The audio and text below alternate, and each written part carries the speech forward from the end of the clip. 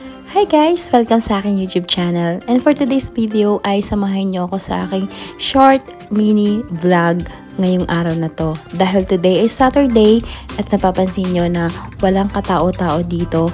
Dahil alas 5 na madaling araw, may OT ako today. So, yung iba naman ay hindi na nag-OT. Pero since yung department namin ay nagpa-OT for today, ay ginrab ko na, sayang din.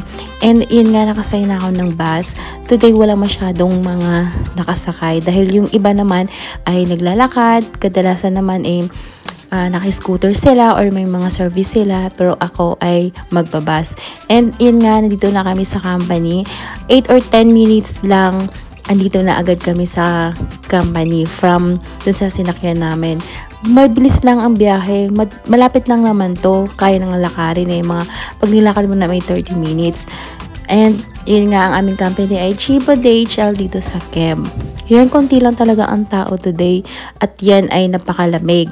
Pero sa tanghali naman, grabe. Pag alas 2 ng hapon ang uwian namin, 6 to 2 ang pasok. Grabe sa tanghali, sobrang init. At paakit na nga ako sa aking locker. Walang masyadong tao ngayon, walang mga nag-aantay sa gilid-gilid, walang nakapila para mag-time in, and dire-diretso lang kasi wala nga masyadong pumasok ngayon. And paakit na nga ako, papunta na ako sa aking locker. Pagbukas ko niyan, may tao na pala kasi kadalasan kapag Saturday, hindi pa nakabukas yung ilaw, ikaw pa magbubukas kapag maaga ka dumarating. And nasa locker na nga ako, nagpabango lang ako ng konti, nag-aayos lang kasi kahit pa paano naman, pagpawisan mamaya, hindi tayo masyadong mga moy asim. May konting bango pa din. Kahit pa paano, kahit kargador ka, kahit buhat-buhat ka ng mga box, hindi ka ganun ka-asim. Grabe din kasi pagpawisan ngayon, lalo na summer dito. Grabe, sobrang init at wala namang mga aircon or electric fan dito na malalaki. Talagang pagpapawisan ka, magbuhat ka lang ng mga ilang box. Sobrang pagpapawisan ka na talaga. Pero wala, ganun talaga ang buhay, ganun ang ating nature ng trabaho natin dito. At syempre, break time na. Pagdating ng 10:30 ng umaga ay break time na namin. Sabay-sabay na kami lahat dahil since konti lang naman kami. And namigay lang sila ng burger at saka yung mahabang baguette na may palaman na fresh ham. Hindi ko yan gusto kasi lasang-lasa yung ham niya. Yung burger na lang.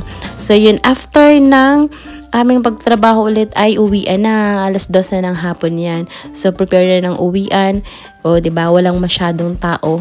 Ako lang dun sa hilera ng locker namin. Ako lang talaga dyan. Nagpalit lang ako ng shoes and kinuha ko lang yung bag ko. Salamat, nakaraos din ang aking OT. Dahil iniisip ko kung hindi ako mag-OT, wala naman akong gagawin sa dorm. Kaya chinaga ko na lang. And ayun na nga, nakalabas na ako ng company. Ay Diyos ko, napakainit. 32 degree yata yan. Yung payong ko masira-sira na kahit na mahangin, nagpapayong pa rin ako. Kasi sobrang init at nagtatakip ako ng mukha. Dahil mahapdi kasi talaga.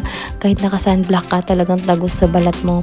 And yun nga, lalakad pa ng konti dun sa hinintuan ng bus namin kaninang umaga. Dun kami ulit sasakay naman ng pauwi ng dorm. And ayun na nga, nasa bus na kami.